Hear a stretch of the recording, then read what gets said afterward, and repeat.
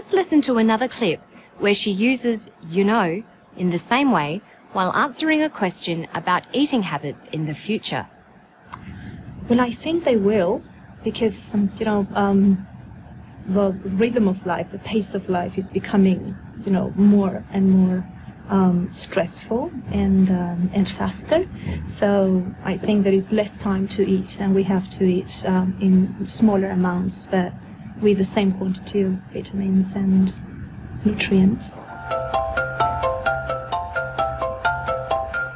She uses expressions with similar meanings, the rhythm of life, the pace of life, to help her talk flow. Using synonyms, opposites, and related vocabulary gives continuity to her talk. It makes it possible to continue talking without repeating the same words. Listen again. Well, I think they will, because, the rhythm of life, the pace of life is becoming, more and more stressful and faster. So I think there is less time to eat, and we have to eat in smaller amounts, but with the same quantity of vitamins and nutrients. Being able to talk on a variety of subjects confidently will make it easier to maintain fluency. Listen to this man, who was a concert master in a symphony orchestra, talking about his violin. This violin, it was made around they figure around 1810 in Cremona in Italy, and Cremona, of course, is where all the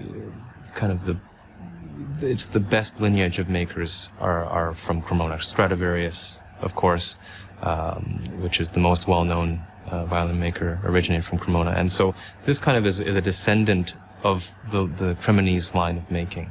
And I've been lucky enough to own this violin. My parents bought it for me when I was 14, I think. So very, very lucky to have a very nice almost 200-year-old Italian instrument. He was thinking of better ways to say what he meant and was able to easily change what he was saying mid-sentence. Listen again.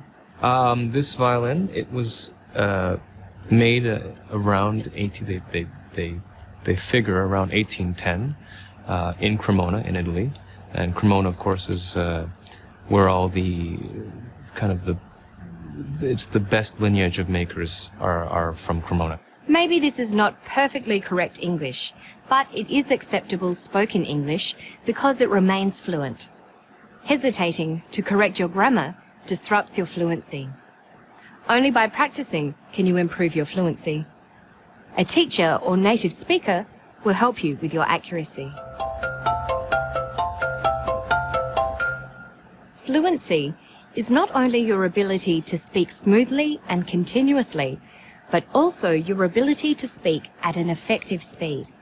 Speaking too slowly or too quickly is unnatural. Aim to speak at a relaxed and natural pace.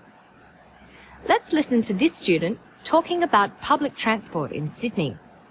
Listen to the speed of her speech.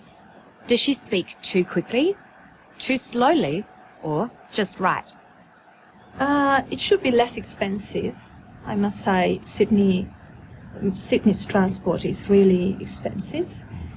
Should be less expensive, but one of the problems is the frequency of transport. Sometimes you have to wait like 20 minutes for the bus to come. Her speech rate is just right. She is neither too quick nor too slow. The pace is reasonable and appropriate, and she sounds natural. You should practice modelling the pace of your speech on that of a native speaker. Listening carefully to a large range of English speakers is one of the most effective ways to help you achieve fluency yourself. Once you are used to the natural pace of English, you should record your speech and check whether you're speaking at that pace. Fluency is most important in part 2 of the speaking test, the long turn.